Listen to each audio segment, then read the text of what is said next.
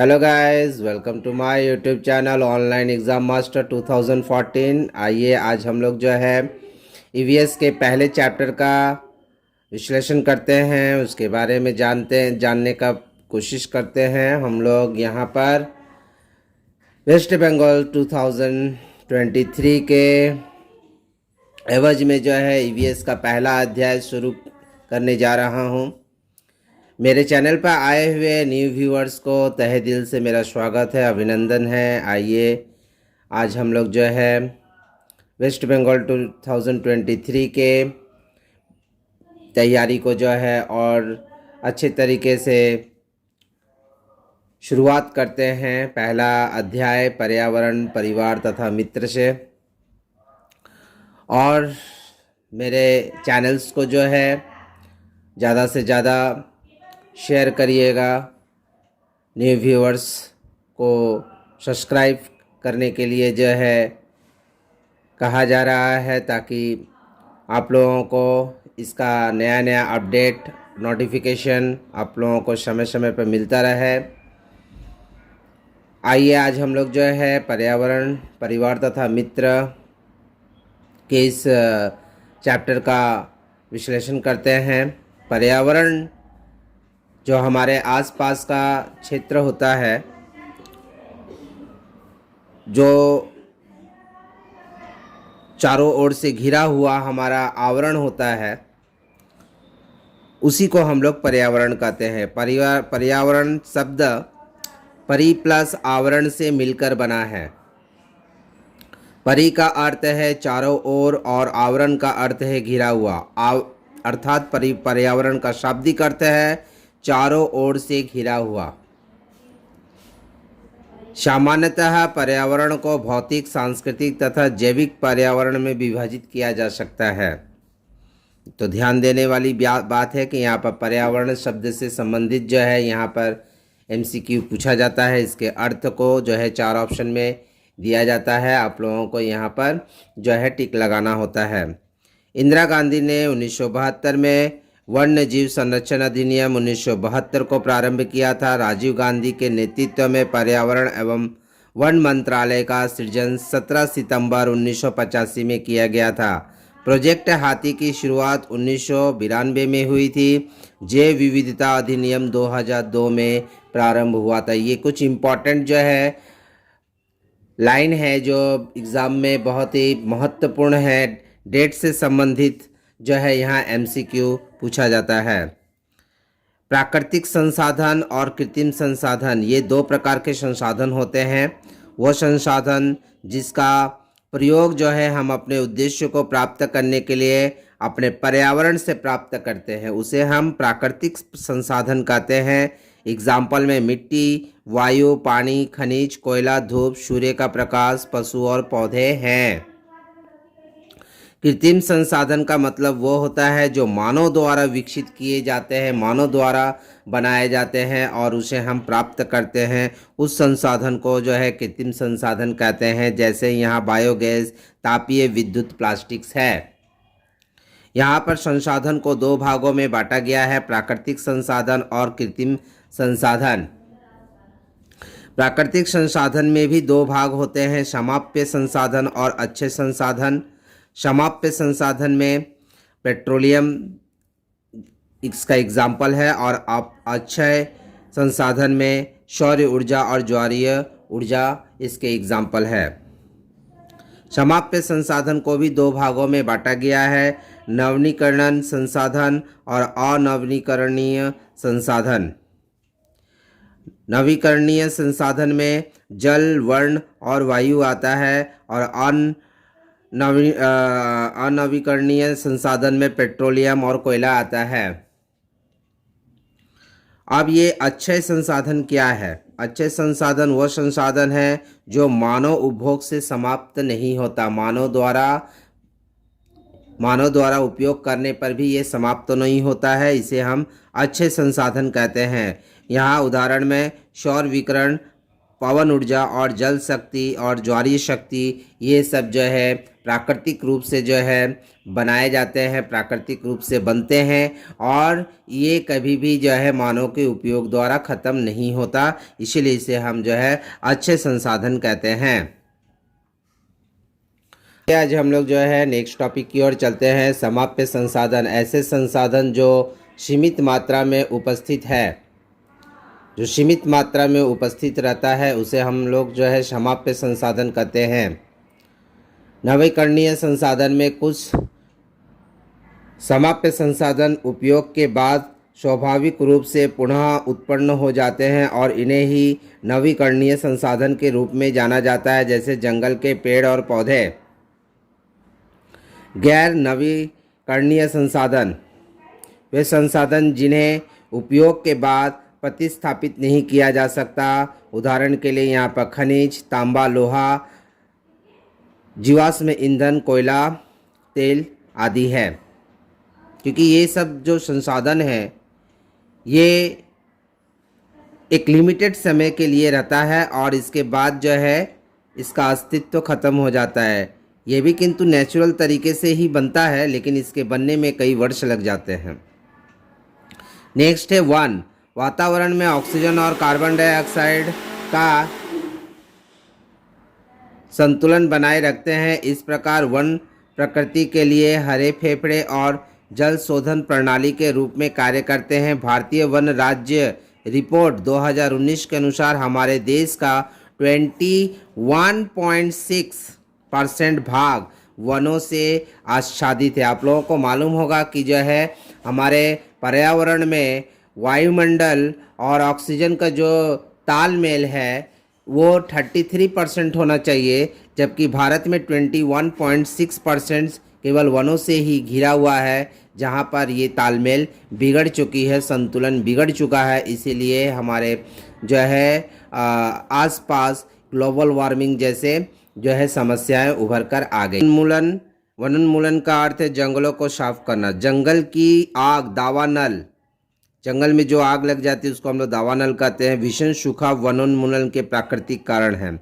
वृक्षारोपण, नए पेड़ लगाने की प्रक्रिया वन रोपण, वृक्षारोपण कहलाती है। वन रोपण का उद्देश्य दो प्रकार के वानिकी कार्यक्रम से है, जैसे सामाजिक वानिकी और कृषि वानिकी।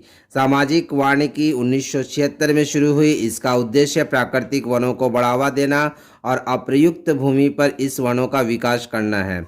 कृषि वानिकी, कृषि की सीमाओं में और उसके आसपास तथा सीमांत निजी भूमि पर कृषि फसलों के साथ वृक्षारोपण करना कृषि वानिकी कहलाता है। नेक्स्ट पॉइंट है पुनर्वनारोपण। अधिक से अधिक जो है पौधरोपण का नष्ट हुए वनों का पुनर्वनीकरण करना ही पुनर्वनारोपण कहलाता है। यानी कि जो वृक्ष या जो वन नष्ट हो चुके हैं, अगर दोबारा से उसे हम लोग जो है लगाते हैं तो वो पुनर्रोपण कहलाता है। वनों की कटाई सुनिश्चित करने के लिए भारत सरकार ने वन संरक्षण अधिनियम 1980 पारित किया है। इसके बाद हम लोगों का नेक्स्ट जो टॉपिक है वो है वनस्पति एवं प्राणीजात। किसी विशेष क्षेत्र में पाए जाने वाले पादपों और जानवरों को क्रमशः उस क्षेत्र के वनस्पति जात और प्राणी जात कहा जाता है। जियोलॉजिकल सर्वे ऑफ इंडिया देश के जीव जंतु संसाधनों का संरक्षण करने के लिए जिम्मेदार है। इसके बाद हम लोगों का नेक्स्ट जो टॉपिक है वह है प्रजातियां। ये ऐसे जीवों का एक समूह है जो अंतर प्रजनन करने में सक्षम है। ये केवल अपने प्रजाति के सदस्यों के साथ संतान पैदा करते हैं, किसी अन्य के साथ नहीं। लुप्त प्रजातियां, ऐसी प्रजातियां जिनकी संख्या कम है और विलुप्त होने के कगार पर है, उन्हें हम लुप्त प्राय प्रजाति कहा जाता है। जो प्रजातियां अब पृथ्वी पर उपस्थित नहीं है उन्हें विलुप्त प्रजाति कहा जाता है। जैसे उदाहरण में डायनासोर, डोडो। कुछ लुप्त पौधे जैसे umbrella tree, Malabar lily, rafflesia फूल, भारतीय मैलो मुसली का पौधा आदि है। कुछ लुप्त प्राय जानवर जिसमें हिम, तेंदुआ, एशियाई शेर, शेर की पूंछ वाला मैकॉक, भारतीय गेंडा और नीलगिरी तहर है। पर्यावरण संरक्षण सरल शब्दों में परिभाषित करें तो संरक्षण से तात्पर्य संसाधनों के ऐसे प्रबंधन से है जिससे कि प्राकृतिक या पारिस्थितिक संतुलन को नुकसान पहुंचाए बिना सबसे बड़ी संख्या में लोग सर्वाधिक लंबे समय तक लाभान्वित हो। यानी कि हम लोगों को पर्यावरण संरक्षण करना अत्यंत जरूरी है, क्योंकि पर्यावरण संरक्षण करने से ही हम लाभान्वित होते हैं, हम उन समस्याओं से दूर रहते हैं जो ग्लोबल वार्मिंग जैसे कारण को पैदा करता है। जैव विविधता, बायोडाइवर्सिटी, ये जीवन और विविधता के संयोग से निर्मित शब्द है। भारत में जैव विविधता से संतृप्त क्षेत्र पश्चिमी घाट है। भारत में जैव विविधता की दृष्टि से घना स्थान पश्चिमी घाट है। ये बहुत ही इम्पोर्टेंट ये लाइन है, यहाँ से प्रश्न आते हैं। सर्वाधिक जैव विविधता उष्णकटिबंधीय वर्षा वनों में पाई जाती है। विश्व के 34 जैव विविधता हॉट स्पॉट्स में से 4 भारत में है, और ये है हिमालय, पश्चिमी घाट, इंडो वर्मा क्षेत्र और सुडालैंड, अंडमान निकोबार द्वीप समूह शामिल है। इसके बाद पर्यावरण संरक्षण से संबंधित अंतर्राष्ट्रीय सम्मेलन भी होता है, जिसमें कुछ देश जो है मिलकर के इस समस्या को बाहर निकालने का इसको सॉल्व करने का प्रयास करते हैं, जिसमें मानव पर्यावरण पर जो है स्टॉकहोम सम्मेलन 1972 में हुआ है। ये सम्मेलन स्वीडन के स्टॉकहोम शहर में 5 जून 1972 को आयोजित किया गया था। UNEP, united nation environmental programme, इनके द्वारा जो है ये पर्यावरण कार्यक्रम को जो है सफल बनाया जाता है, और इस कारण से जो है हम लोग 5 जून को विश्व पर्यावरण दिवस के रूप में मनाया जाता है। सेकंड जो है वह है पृथ्वी सम्मेलन, अर्थ समिट, जो 1992 में हुआ है, और ये सम्मेलन ब्राज़ील की राजधानी रियो डी जेनेरियो में 3 जून 1992 को आयोजित किया था। यहाँ से कुछ प्रश्न जो है ये आते हैं एग्ज़ाम में, ये किंतु बहुत ही इम्पॉर्टेंट है। इसके बाद भारत में पर्यावरण संरक्षण अधिनियम 1986, ये अधिनियम 1972 में हुए मानव पर्यावरण पर संयुक्त राष्ट्र सम्मेलन की घोषणा को लागू करने के लिए पारित किया गया था तथा 19 नवंबर 1986 से इस अधिनियम को लागू किया गया। इसके बाद नेक्स्ट जो टॉपिक में आते हैं वह है पर्यावरण संबंधी प्रमुख आंदोलन, चिपको आंदोलन 1973। इस आंदोलन के नेता सुंदरलाल बहुगुणा थे। इस आंदोलन की शुरुआत आज के उत्तराखंड के गोपेश्वर शहर के रैनी नामक गांव में हुई थी। इस आंदोलन में महिलाएं पेड़ों से चिपक कर उनकी रक्षा करती थी। आज से लगभग 300 साल पहले राजस्थान के जोधपुर शहर के खेजड़ी नामक गांव में खेजड़ी वृक्षों की रक्षा करते हुए अमृता देवी बिश्नोई ने अपनी जान दे दी थी। नेक्स्ट है अप्पिको आंदोलन, जो 1993 में हुआ था। इस आंदोलन के नेता पांडुरंग हेगड़े थे। ध्यान रहे कि ये चिपको आंदोलन का ही रूप था जिसकी शुरुआत कर्नाटक में हुई थी। इसके बाद नेक्स्ट है नर्मदा आंदोलन, जो 1989 में हुआ था। इस आंदोलन के प्रमुख नेता बाबा आमटे मेघा पाटेकर थे तथा इस आंदोलन की शुरुआत नर्मदा नदी पर बन रहे बांध के विरोध में हुई थी। यहाँ पर देखिए बहुत ही इम्पोर्टेंट नाम और जो है आंदोलन दिया गया है, और ये सभी जो है कहीं ना कहीं 1-2 नंबर के लिए यहाँ से क्वेश्चंस बनता है। पर्यावरण संरक्षण संबंधी कुछ पुरस्कार भी दिए जाते हैं। इंदिरा गांधी पर्यावरण पुरस्कार की शुरुआत जो है 1987 में हुई थी। यह किसी संगठन या व्यक्ति विशेष को पर्यावरण के क्षेत्र में अतुलनीय योगदान के लिए ये दिया जाता है। राजीव गांधी पर्यावरण पुरस्कार की शुरुआत 1993 में हुई, और ये उन औद्योगिक संस्थानों एवं इकाइयों को दिया जाता है जो पर्यावरण संरक्षण संबंधी योजनाओं को लागू करते हैं।